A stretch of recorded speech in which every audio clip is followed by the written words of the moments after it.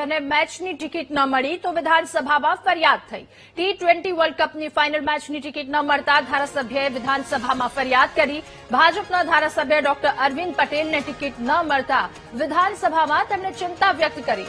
Doctor Arvind પટેલે માંગણી પર ચર્ચા દરમિયાન કહ્યું કે અમને મેચની ટિકિટ ન મળી। ધારાસભ્ય વિમલ ચુડાસમાએ પણ 2 ટિકિટ મળવી જોઈએ તેવી માંગ કરી। અરવિંદ પટેલની આ ચિંતા પર મંત્રી જીતુ વાઘાણીએ જવાબ આપ્યો। ભવિષ્યમાં મેચ હોય ત્યારે ધારાસભ્યોને ટિકિટ મળે તે માટેનું આયોજન કર્યું છે, જીતુ વાઘાણીએ કહ્યું। અમારા આદિવાસી વિસ્તાર છે અને આદિવાસી વિસ્તારમાં કોઈ રમતગમતના ગ્રાઉન્ડો ભૂતકાળમાં ન હતા। લોકો ગિલ્લી દંડા રમતા, આંબલી પીપળી રમતા કે જે સાંકડી જગ્યામાં પણ રમત રમતા।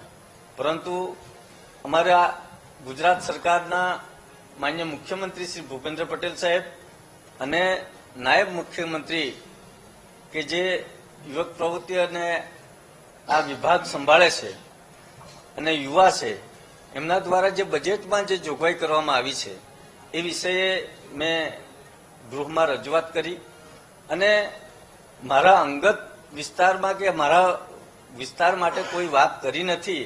પરંતુ જે રીતે આ ગુજરાત જે અત્યારે 30 કરોડ આપણી ઉંમર 30 વર્ષની ઉંમરના જે યુવાનો છે એ 75 કરોડ કરતાં પણ વધારે યુવાનો છે। યુવાનોને પૂરતી તક મળે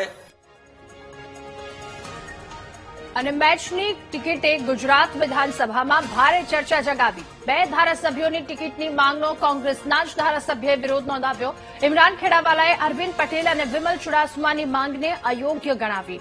ધારાસભ્યો ગૃહમાં પોતાની વ્યક્તિગત માંગને લઈને આવે છે। ઇમરાન ખેડાવાલાએ કહ્યું, ગૃહમાં 6.5 કરોડની જનતાની માંગણીઓ પર ચર્ચા થતી હોય છે। આવી માંગ વિધાનસભામાં કરે તે અજુગતું કહેવાય। ધારાસભ્યોને તો શું, મંત્રીઓને પણ ટિકિટ નથી મળતી, ઇમરાન ખેડાવાલાએ કહ્યું। આજે વિધાનસભા ગૃહની અંદર જે પ્રમાણે માંગણીઓ પર ચર્ચા ચાલતી હતી ત્યારે ભારતીય જનતા પાર્ટીના મજબૂર અને લાચાર ધારાસભ્ય પોતે અમદાવાદમાં જે મેચ રમાઈ તેની ટિકિટ ન મળી તેની હૈયા વરાળ વિધાનસભાના અંદર આપતા હતા। મને દુઃખ સાથે કહેવું પડે છે કે ગુજરાતના અંદર ભારતીય જનતા પાર્ટીની 30 વર્ષથી સરકાર છે અને ભારતીય જનતા પાર્ટીના ધારાસભ્ય પોતે એક લાચારી અને મજબૂરી બતાવીને ગૃહના અંદર મંત્રીશ્રીને કહે કે ભારત અને ન્યુઝીલેન્ડની ટિકિટો કોઈ પણ ધારાસભ્યને અમને આપી નથી। ત્યારે મંત્રીઓ પણ ઉભા થઈને કીધું 2 જણાએ કે અમને પણ ટિકિટ મળી નથી। એટલે મને એવું લાગી રહ્યું છે કે આ વિધાનસભાના અંદર જે ચર્ચા, માંગણીઓ પરની ચર્ચા સમગ્ર ગુજરાતના 6.5 કરોડ જે ગુજરાતીઓ છે આપણા, તેની માંગણીઓ પરની ચર્ચા હતી। તેના પર વધારે ફોકસ કર્યો હોત તો હું સમજુ છું કે ગુજરાતના ઘણા બધા એવા જે કિસ્સાઓ છે તેને આ ગૃહના અંદર આજે મૂકી શકતા હોત।